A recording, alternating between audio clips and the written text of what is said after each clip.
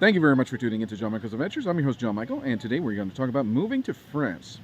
The possibility of moving to France, so that's the idea, which I really do want to get the kids into the French language. I want to get them speaking French. I want to get them speaking Spanish, French, and German. I really would like to get them into German, which is a very nice European language, which is nice. You know, you can speak to a lot of people if you're speaking Spanish, English, German, and French, and of course the her native language, which is Visaya and Tagalog, which is this would be my goal for them to have a very strong background.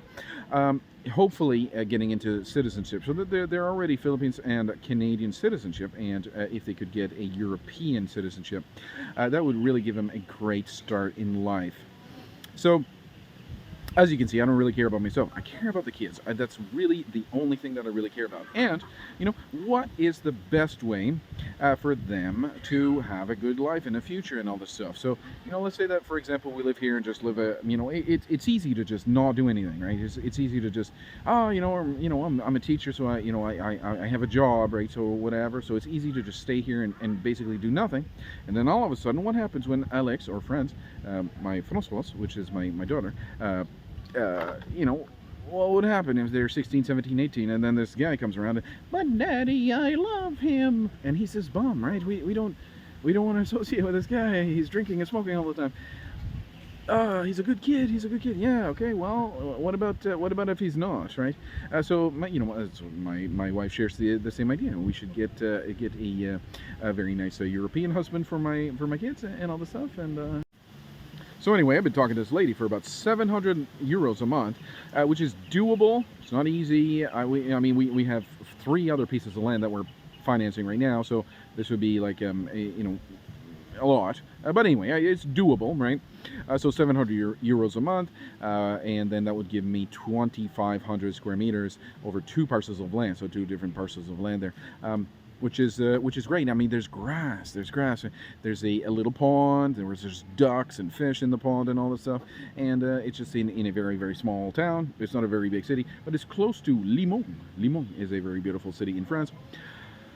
It's close to Toulouse, which is very beautiful, and it's close to Spain, and you can just drive up for the day if you're interested. You can just actually drive up for the day into Paris, which is Paris, which is one of the most beautiful world-renowned cities in the world, which is a very beautiful place. So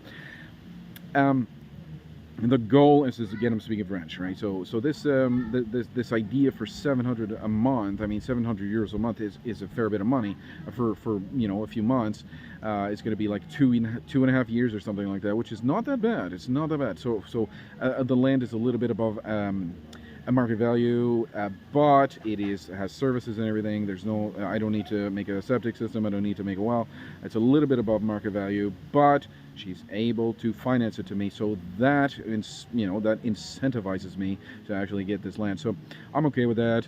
I'm okay with paying a little bit more as long as it gets our goal, to get the kids speaking French. So get speaking French, Spanish. I'd like to get them into German and English, of course, and then Tagalog and Visaya.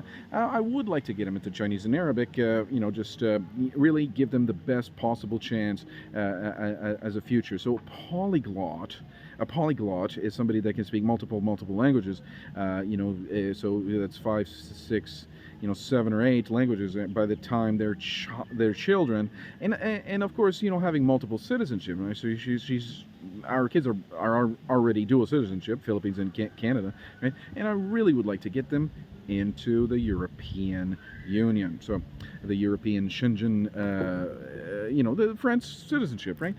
So that's the idea. And France is just a very beautiful country. I mean, there's problems and civil unrest, but you name a country that doesn't have any of those, and I'll sit here and wait. So the Philippines, of course, is it's a nice place and all this stuff, but look over there. There's no grass, right? They can't run around on the grass. When they're 6, 7, or 8, right? They would like to run on the grass. So this house, that I built. It's great for the grandparents of Alex, and there's, they're going to live here and all this stuff. The tita of Alex, which is the aunt of Alex, is going to live here and all this stuff, take care of the house. It's ours. It's paid. I mean, I don't have any mortgages on this house. It's completely paid. I can't get a mortgage, so I had to build it right now. Pay as I had to build as I can afford. So and thankfully the hardware store was able to credit me a little bit here and a little bit there. We pay it every month. It's paid off. I don't have anything owing on this house, so it's not done, but we can finish it slowly but surely. And then when Alex hopefully is going to be 16, 17, 18, she gets a nice European husband, and they're like, well, I don't really know where to live. Come here. That's okay. You can come here, and they can have start a family here. This is like a nursery kind of idea, right? And we can encourage childbirth, right?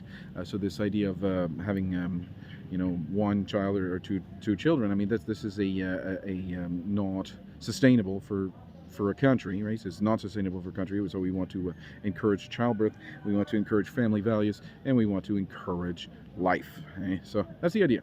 So, but anyway, that's my greatest fear, by the way, is to not have any grandchildren. That's my ultimate fear, is to not have any grandchildren.